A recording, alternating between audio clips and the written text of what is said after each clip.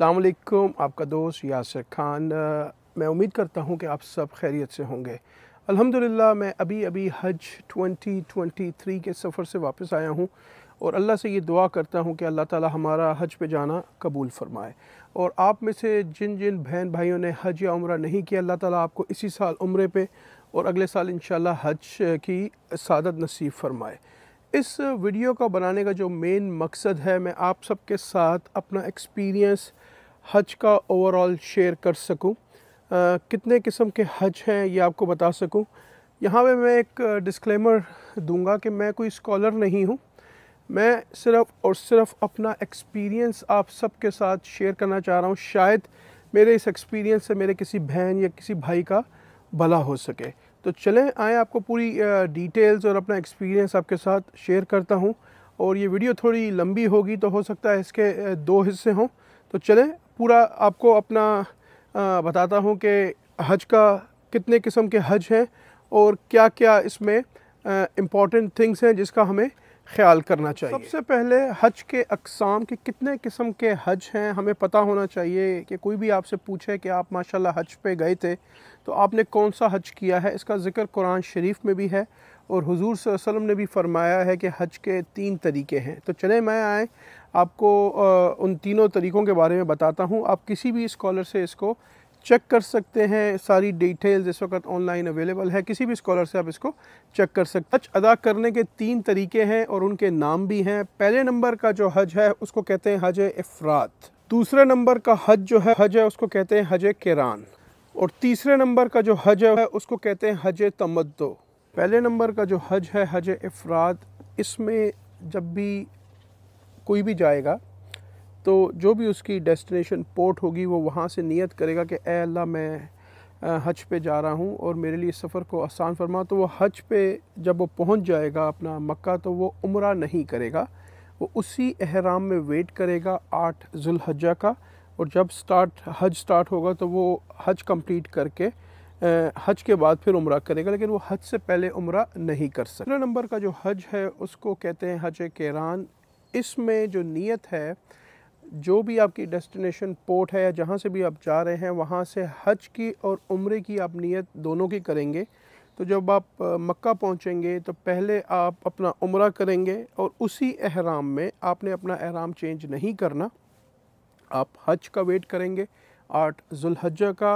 आप 8 ज़ुल्हज्जा के बाद अपना पूरा हज कंप्लीट करके उसके बाद आप अपना सर जो भी है अपने बाल शेव करवाने हैं या कटवाने हैं थोड़े बहुत, तो उसके बाद आप अपना एहराम खोल सकते हैं। तो अगेन इसमें आपने पहला एक ही नीयत में पहले आप उम्रा करेंगे और फिर आपने उसी एहराम में आपने हज करना है। तीसरे नंबर का जो हज है उसको कहते हैं हज तमद्दुन। जो हमने किया है, जो भी आपकी डेस्टिनेशन पोर्ट होगी वहाँ से आप सबसे पहले अपनी उम्रे की नीयत करेंगे। जैसे ही आप मक्का पहुँचेंगे तो आप अपना उम्रा कंप्लीट करेंगे, उसके बाद आप अपना हलक करवाएंगे, आप बालों को शेव करवाएंगे और आप अपना एहराम वगैरह खोल देंगे। आप एहराम की पाबंदियों से बाहर आ जाएंगे और आप फिर जैसे ही हज करीब आएगा तो 8 ज़िल्हज्जा को आप दोबारा अपना एहराम बांधेंगे। सुबह आपने शावर लेना है, फिर आपने एहराम बांधना है, फिर आपने 2 रकात नफल पढ़नी है और फिर आपने हज की नीयत करनी है मक्का से ही, राइट।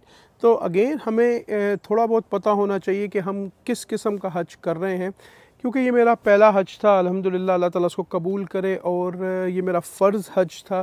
अल्लाह ताला बार बार हम सबको अपने घर अल्लाह ताला बार बार बुलाए, रोज़े रसूल सल्लल्लाहु अलैहि वसल्लम की ज़ियारत बार बार कराए।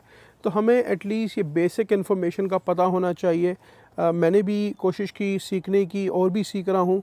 तो अगेन आपके जहन में कोई भी क्वेश्चन है हज से उम्रे से रिलेटेड, आप किसी न किसी स्कॉलर से गाइडेंस ले सकते हैं। दूसरी बात क्या है कि अपने पास नोट कर लें फ़राइज़ और वाजिबात। हज के कितने फ़राइज़ हैं और कितने वाजिबात हैं, तो ये हम सबको पता होना चाहिए। हज के 3 फ़राइज़ हैं और 6 वाजिबात हैं। तो ये सब इन्फॉर्मेशन बहुत ज़रूरी है हमें सीखने की कि खुदा न खास्ता हम पे कोई दम वग़ैरह वहाँ पे लागू ना हो जाए।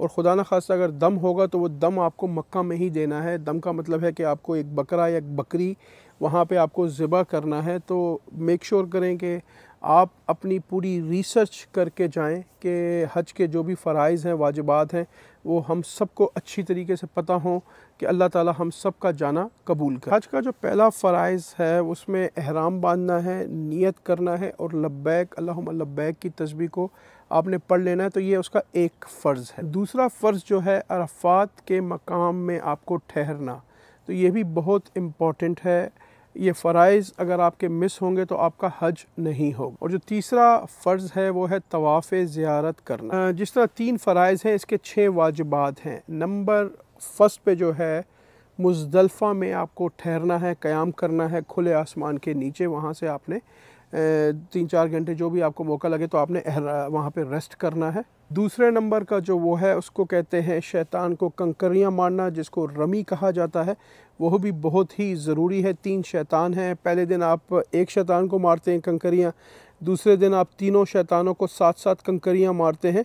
तो ये भी बहुत ही इम्पॉर्टेंट है। नंबर 3 पे है दमे शुक्र, जिसको कुर्बानी कहा जाता है। अगेन ये भी बहुत ही इम्पॉर्टेंट है। कुछ हज ग्रुप्स में कुर्बानी पैकेज में इंक्लूड होती है, कुछ में कुर्बानी इंक्लूड नहीं होती। तो जो भी आपके हज के वो हैं ग्रुप आपके हैं, आप उनसे वेरीफाई कर लें कि इसमें कुर्बानी इंक्लूड है या नहीं है। चौथे नंबर पे है बाल काटना, जिसको हलक या कसर कहा जाता है। बहुत ही ज़रूरी है। या तो आप पूरा बोल्ड शेव कर लें या थोड़े से बाल कर लें, जैसा भी आपका वो हो, लेकिन अफजल तरीका है कि आप पूरे बाल काट लें। 5वें नंबर पे हज की सही करना और 6ठे नंबर पे तवाफ़े विदा कर। 6 वाजिबात हैं, उसमें मुज़दलिफ़ा में ठहरना है, रमी करनी है, हज की कुर्बानी करनी है, उसके बाद आपने हलक कराना है, उसके बाद आपने सही करनी है और आखिरी नंबर पे आपने तवाफ़े विदा करना है। तो ये इसके 6 वाजिबात हैं। आपको हम सबको पता होना चाहिए कि फ़राइज़ 3 हैं, वाजिबात 6 हैं।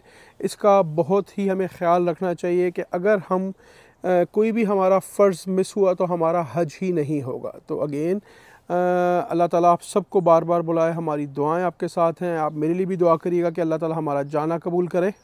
तो जब भी आप हज के लिए निकलें या उम्रे के लिए निकलें तो सबसे पहले आपने अपने घर में 3 काम करने हैं। सबसे पहले आपने शावर लेना है, जो कि सुन्नत भी है। फिर आपने अपना एहराम बांधना है। मर्दों का एहराम जो है वो 2 सफ़ेद चादरें हैं। औरतें कोई भी डिसेंट किस्म के कपड़े पहन सकती हैं। तीसरा, आपने 2 रकात नफल पढ़ने हैं एहराम के।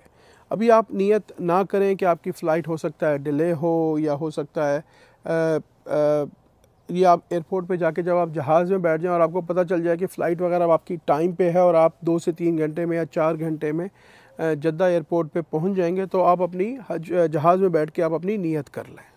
ये बहुत ही अगेन शावर लेना है, एहराम बांधना है और 2 रकात नफल पढ़ने हैं एहराम के। अच्छा, एहराम जो है वो आप एयरपोर्ट पे भी बांध सकते हैं, लेकिन मेरा जो एक्सपीरियंस है, जिस तरह मैं लास्ट ईयर भी अल्हम्दुलिल्लाह उम्रे पे गया तो हमारी फ़्लाइट काफ़ी लेट हो गई थी, जो कि हमने रॉयल जॉर्डन की ली थी। तो काफ़ी डिले हो गई थी हमारी फ़्लाइट, टोरंटो से काफ़ी लेट चली थी। तो वहाँ जब हम पहुँचे जॉर्डन, तो जो हमारी कनेक्टिंग फ़्लाइट थी वो ऑलरेडी वेट कर रही थी हमारा मोर देन 2 आवर्स। तो हमें एहराम बांधने का मौका नहीं मिला। तो उन्होंने हमें रश करके जहाज़ में मूव किया और जहाज़ उनका छोटा था, तो फिर बड़ा ही मुश्किल हुआ हमें एहराम बांधना। तो अगर आप अपने घर से एहराम बांध लें, क्योंकि घर आपका पाक है, साफ़ है, क्योंकि एहराम की जगह जहाँ पे भी आप इंटरनेशनल एयरपोर्ट पे एहराम बांधेंगे, वहाँ पे आपको पता नहीं है कि वो जगह पाक है या साफ़ है या नहीं है। टर्की एयरपोर्ट पे बहुत अच्छी चीज़ मुझे लगी कि वहाँ पे उनके पास सेपरेट रूम्स हैं एहराम बांधने के। वज़ू खाने के साथ पूरा सेपरेट उनका एरिया है जहाँ पे आप एहराम बांध सकते हैं। हो सकता है दुबई एयरपोर्ट वगैरह पे भी हो। मेरा कोई एक्सपीरियंस दुबई एयरपोर्ट का उम्रे से नहीं हुआ अभी तक। तो ये टर्की एयरपोर्ट का मुझे बड़ा अच्छा लगा कि वहाँ पे एहराम के सेपरेट हैं। लेकिन अगेन आपको नहीं पता कि वो जगह कितनी साफ़ है। तो अगर आप अपने घर से बांध के चले जाएंगे तो उससे क्या होगा कि आपका एहराम अगर कहीं ज़मीन पर टच भी होता है तो आपको पता है कि आपका घर जो है वो पाक और साफ़ है। तो अब जैसे ही आप जहाज़ में बैठे तो अब आपने करनी है नियत। तो अगेन आपने कौन सा हज करना है, अगर आप हज पे जा रहे हैं तो आप उस हिसाब से अपनी नियत को करें। जिस तरह हमने तीसरे नंबर का हज की को कहते हैं हज तमद्दो। तो हमने जाते हुए उम्रे की नियत की कि ऐ अल्लाह मैं उम्रे के लिए जा रहा हूँ, इसको मेरे लिए आसान फरमा। आप अरबी में भी कर सकते हैं, आप इंग्लिश में भी कर सकते हैं। अब आपके ऊपर जैसे ही आपने नियत कर ली, अब आपके ऊपर एहराम की पाबंदियाँ जो हैं वो शुरू हो चुकी हैं। अब आप खुशबू नहीं लगा सकते, किसी किस्म का कोई भी खुशबू वाला आप सोप यूज़ नहीं कर सकते, सैनिटाइज़र यूज़ नहीं कर सकते, कोई इतर या कलोन वगैरह यूज़ नहीं कर सकते। नियत करने से पहले आप कर सकते हैं, क्योंकि जब आपने एहराम बांधा तो आपने नियत नहीं की थी। तो एहराम तो सिर्फ 2 चादरें हैं, वो तो कपड़े हैं, राइट। तो आपने जब तक आपने नियत, आपकी इंटेंशन नहीं है, तो आप नियत करने से पहले आप खुशबू लगा सकते हैं। लेकिन जब आपने नियत कर ली तो अब आप पे एहराम की पाबंदियां हैं, तो आपने उसको, खुशबू है आप नहीं लगा सकते, तो आप एहतियात करें। इंटरनेशनल एयरपोर्ट्स पे सोप्स वगैरह होते हैं, या प्लेन में हम जाते हैं तो सोप वगैरह होते हैं, तो वॉश करने के लिए तो आपने उसको एहतियात करनी है। आपने उसको खुशबू वाली किसी चीज़ को यूज़ नहीं करना। आप अपने नाखून नहीं काट सकते, आप अपने बाल नहीं काट सकते, और जो मर्द हजरात हैं वो अपना सर कवर नहीं कर सकते, यानी कि आप कोई टोपी वगैरह भी नहीं पहन सकते, सॉक्स वगैरह भी नहीं पहन सकते। और जो 2 चादरें हैं और उसके साथ जो चप्पल आपने पहननी है, जिसमें आपका ये जो पैर का ऊपर का जो हिस्सा है ये खुला हो, और जो साइड के टखने हैं वो आपके नज़र आ रहे हो, तो उसमें कैंची चप्पल ज़्यादातर लोग यूज़ करते हैं कि सामने से ऊपर का वो हो। वो आप अपनी रिसर्च खुद कर लीजिए कि आप के उसमें बहुत सारी चीज़ें हैं कि जिस तरह पैर का ऊपर का जो हिस्सा है वो आपका खुला होना चाहिए, तो जो कैंची चप्पल है उसका जो स्ट्रेप है वो उस तरह आता है। तो ये बहुत ही ज़रूरी है। औरतें एहराम में उनका कोई भी कपड़े वो पहन सकती हैं, वो ग्लव्स भी पहन सकती हैं, वो अपने सर के ऊपर स्कार्फ भी पहन सकती हैं, लेकिन वो मुंह को करीब से कवर नहीं कर सकती। तो अगेन आप अपनी रिसर्च खुद कर लीजिए कि किसी किस्म का कोई दम आपके ऊपर लागू ना हो जाए। अच्छा, लेडीज़ इसमें किसी किस्म के जूते भी पहन सकती हैं, उनमें कोई रिस्ट्रिक्शंस नहीं है। वो सिले हुए कपड़े भी पहन सकती हैं उम्रा या हज की नीयत में, उनमें कोई रिस्ट्रिक्शंस नहीं है। रिस्ट्रिक्शंस सिर्फ आदमियों के लिए है। जब उन्होंने नियत कर ली उम्रे या हज की, तो वो सिले हुए कपड़े नहीं पहन सकते, टोपी नहीं पहन सकते, अपने आप को, सर को कवर नहीं कर सकते। फॉर एग्ज़ाम्पल बाज़ वक़्त हम लोग जाते हैं, थक जाते हैं, तो हम लोग होटल में रेस्ट करते हैं, तो कंबल वगैरह गलती से हमारे मुंह पे ना आ जाए, ये हमें एहतियात करनी है। सॉक्स हम नहीं पहन सकते, लेडीज़ सॉक्स भी पहन सकती हैं, जूते भी पहन सकती हैं, किसी किस्म के सिले हुए कपड़े भी पहन सकती हैं, जो भी उनके कंफर्टेबल क्लोथ्स हैं वो पहन सकती हैं।